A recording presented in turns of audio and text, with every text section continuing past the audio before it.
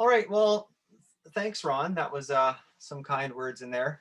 I think I've been doing a lot of head scratching here, trying to wonder how do I, what do I want to share? I didn't want to give a lot of specifics about our operation, but I thought what I'd try to put across was just some basic ideas. And it's actually a very simple PowerPoint, but I figure if I can try to pass on one or two tidbits of knowledge that'll pop up in your head, then as you're going through this adventure, then maybe I can have a positive effect.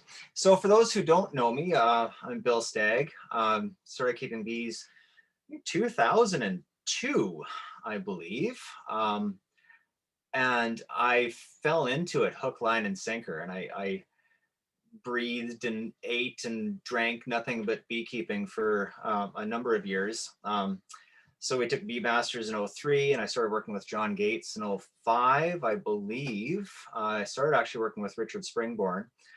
So we're in the shoe swap, and we focus on stock production. We raise queens and nukes. And I think it's been I worked for the Ministry of Ag for 6 or 7 years. And yeah, it's been paying a mortgage for 11 years now. But this is definitely one of my favorite sayings on this first slide here. And that's something that I never actually met John Corner. He's a previous provincial apiculturalist for the province, but that's something that John Gates always shared with me. And I think that's, and I say that constantly. I think it's a very, very important quote. There's a lot of people, you get so excited and you jump in with both feet, and that's fabulous. That's a great way to go. But I think that the proper way to build a good foundation is to grow into it with the bees instead of jumping in too heavy. So let's see here.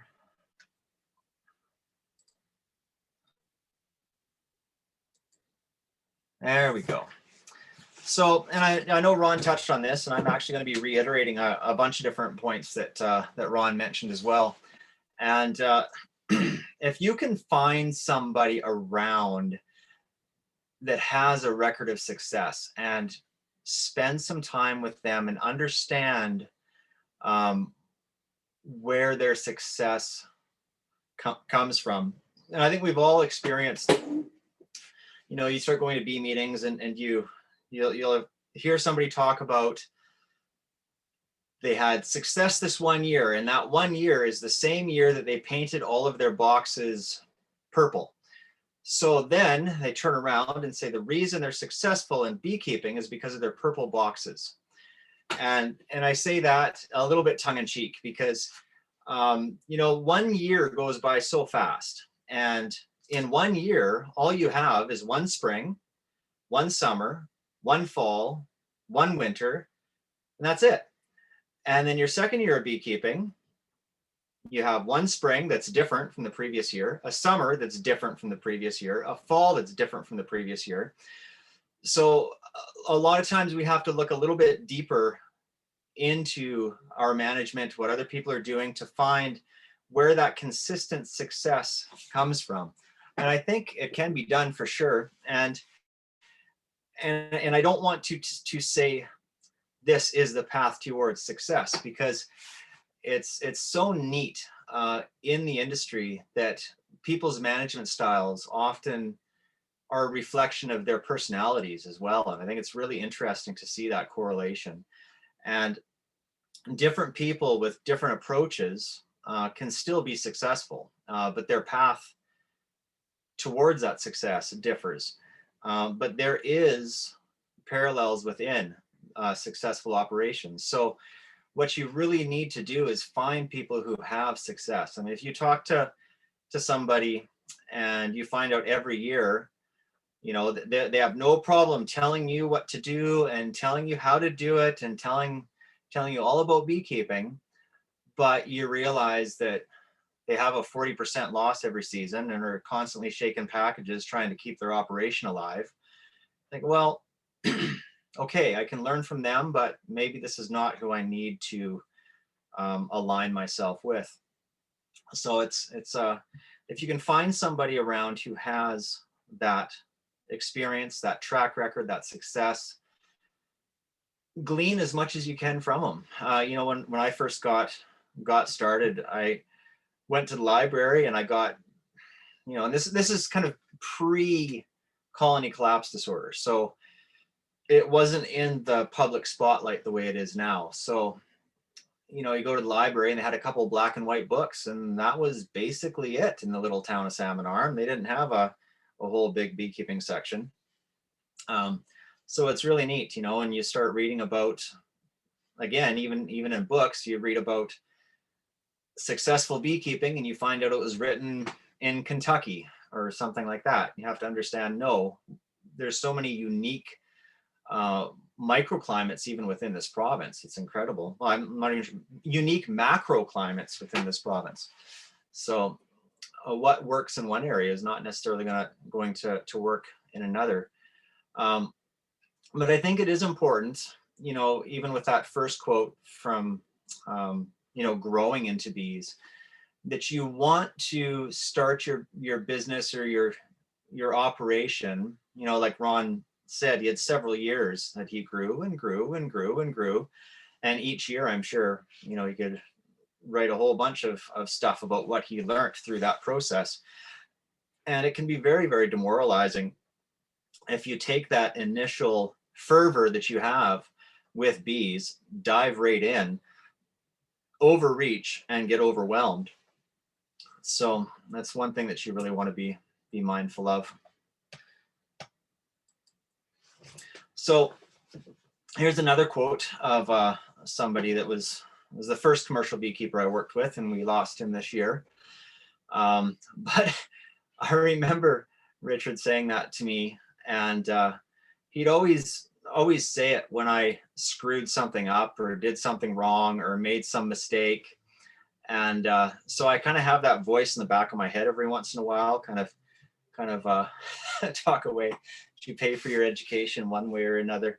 That and my rugby coach in high school, because he always used to call me Stagg and yell at me all the time. So I often have, you know, my rugby coach in the back of my head, and every once in a while I have Richard's voice as well. So and one thing you have to prepare for as well is, no matter what, how many books you read or how much research you do into something, or even how much you can work along parallel with somebody. It's very different when you start putting that responsibility more and more on yourself as you grow. And there is, you know, what I always call nature's learning curve. And you encounter that, and that's when the real lessons start. And that's when you're doing that work yourself. And you got to prepare for that. And it can be demoralizing at times, but it's all part of the process in growing a business. And especially when you're dealing with stock production, which is our focus here. And as you're growing too, I think it's important, you know, like I said in the last slide, it's not to overreach yourself, because that can, if the bees get ahead of you, yeah, you lose money, you lose confidence, you lose sleep, all of that stuff. So when you are growing, I think you want to push yourself, but within limits. You want to establish success. That's the first thing. You want to establish success on your own, so you can develop that track record of success. Once that is established, you can take a step more, take a step more, take a step more.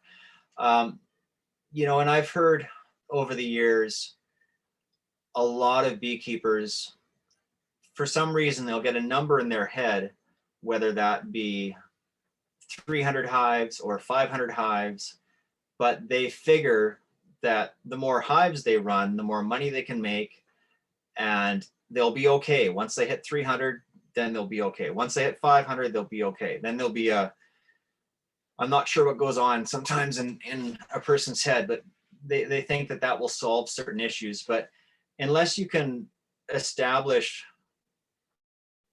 4 colonies successfully, 50 colonies successfully, 100 colonies successfully, if you're not having a good rate of success with 100 colonies, trying to push yourself to 200 or 300 colonies to make up for that loss is not going to do anything for you. So, you know, the acronym KISS, keep it silly, or keep it simply silly, silly, simple.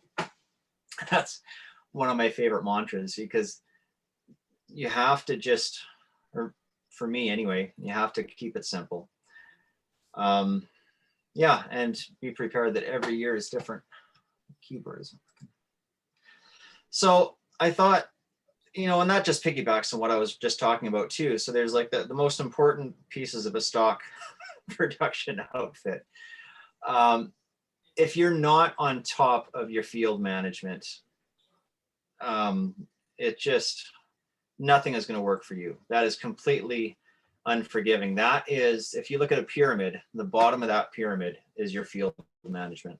If you can't stay on top of that, and I think some people too, with stock production in particular, has to be very organized and very well executed. And some people's personalities work with that, and some people's personalities not so much. So if you're going to start raising queens, and if you sit there and if you graft 300 or 500 cells, they're going to hatch in 10 days. So you better have everything organized and ready to go.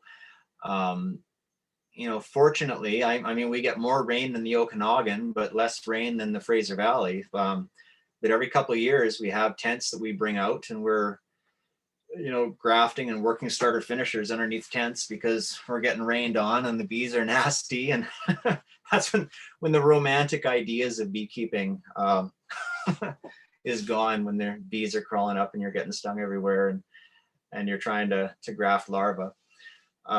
But you have to stay on top of that. And I think with honey production, there's a little bit more of a fudge factor, a little bit more forgiveness there.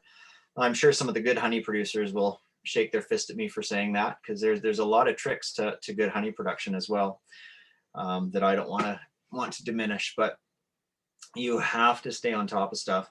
And again, to reiterate, more bees aren't going to fix your problems. So you have to have that level of confidence and have that track record. And, you know, again, this just reiterates what we're talking about. I really do think there's just no room for error. I screw up all the time. Limited room for error when you're running a stock production outfit. But you got to stay on top of them. And that's just the way it is.